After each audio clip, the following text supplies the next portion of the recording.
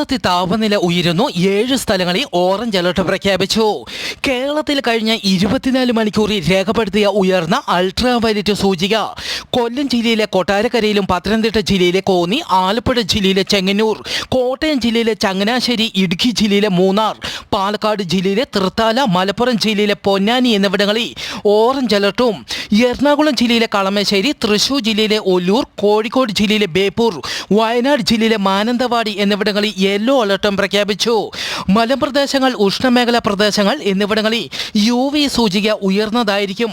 ജലാശയ, മണൽ തുടങ്ങിയ പ്രതലങ്ങൾ അൾട്രാവയലറ്റ് രശ്മികളെ പ്രതിഫലിപ്പിക്കുന്നതിനാൽ ഇത്തരം മേഖലകളിലും UV സൂചിക ഉയർന്നതായിരിക്കും. ഇക്കഡോറിലെ തീരദേശ നഗരമായ എസ്മെറാൽഡാസിന് സമീപം വൻ ഭൂകമ്പം 6.3 തീവ്രത രേഖപ്പെടുത്തി. ഭൂകമ്പത്തിൽ നിരവധി കെട്ടിടങ്ങൾക്ക് കേടുപാടുകൾ, 21 പേർക്ക് പരിക്കേറ്റു. ആളപായമൊന്നും റിപ്പോർട്ട് ചെയ്തിട്ടില്ല.